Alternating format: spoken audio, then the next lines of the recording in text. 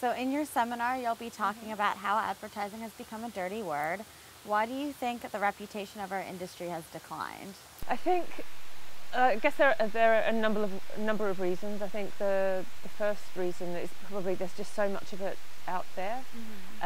Even the most simple advertising used to serve a really fundamental sort of purpose in letting people know about things that they otherwise wouldn't know about. But media has become so saturated, and in order to, you know, sort of grow businesses, grow markets, grow brands, often there's a lot of stuff that becomes just like filler. So, you know, me coming from a digital background, it's this case of diminishing returns, but there's more and more kind of, I call it kind of fluff to add to the world of fluff, or, you know, there's lots of advertising filler out there, and it just makes people tired. You know, so I think that's one thing. I think the second thing is that digital technology has really changed the balance of power between sort of consumers and brands. They expect to have more input, more of a conversation, and to be given things which are genuinely useful or interesting to them, not just being sort of talked at. And I don't think the advertising industry has really maybe kept up as fast as it could.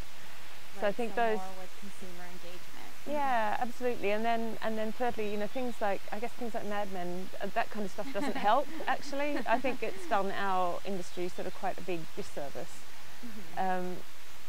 because people sort of refer to that and go, is it like Mad Men? Is it full of, you know, there was a time when advertising was like that, but it's not the way that we are now. The good old days? The good old days. But, you know, certainly not in my lifetime has it ever been like that. And it's sort of a shame that association is still there. So how can advertising regain its street cred, in your opinion?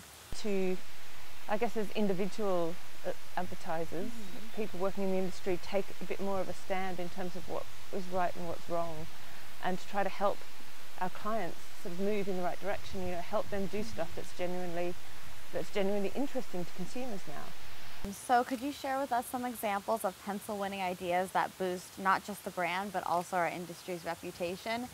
Yeah. And then, of course, the big one, what is the white pencil and how does one win one? Yeah, absolutely. So the white pencil is the same as any of the other pencils, same as the yellow pencil. Okay. So of the same standard, but it's specifically made for work that does good, but is also fantastic creatively. So last year we had a really great example from Droga 5, where they created special kits to test your blood for bone marrow. Okay. And so that was actually sort of an amazing new sort of product that they had created in order to do good.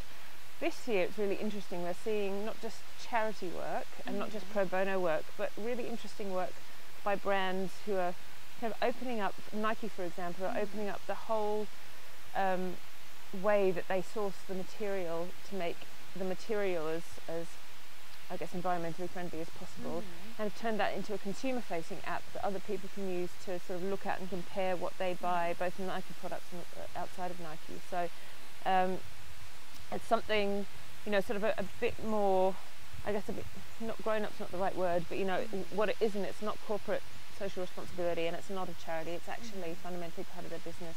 And Unilever have done some amazing work as well. Their work with Lifebuoy in India has been phenomenal. And then sort of my personal favourite that's been entered this year is actually a piece of Hakahoda Kettle's work for Yahoo Search in Japan. And instead of, I'll talk about it tomorrow, but whereas, you know, with Google advertising, it's very emotional, but it's showing the product, and it's very conventional advertising in a way.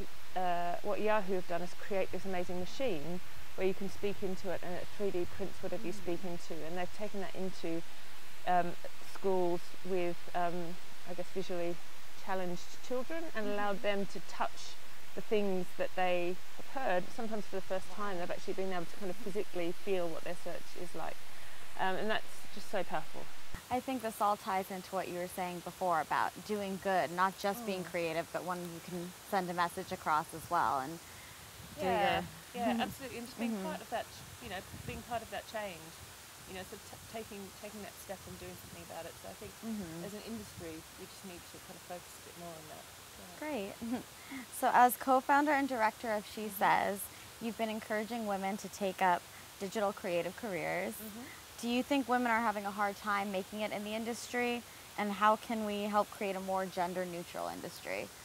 Or is that something that might never change? Well, no, I think it is changing. In the last 10 years I've seen quite a lot of change, but there are some particular areas which are still really poor. So a creative department, for example, you know, there's a shocking number of women in creative departments, and I think that's to do with the culture of creative departments as well, and traditionally how those departments are being led. It's a very alpha male, it's very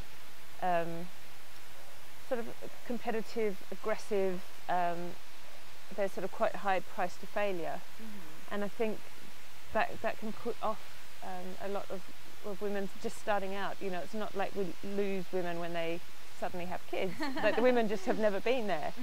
So I think as we're getting different ways of sort of different kinds of creative directors out there, it's not all in the one mould. As work is becoming more collaborative, you're starting to really kind of see a shift, and I'm hoping that will continue.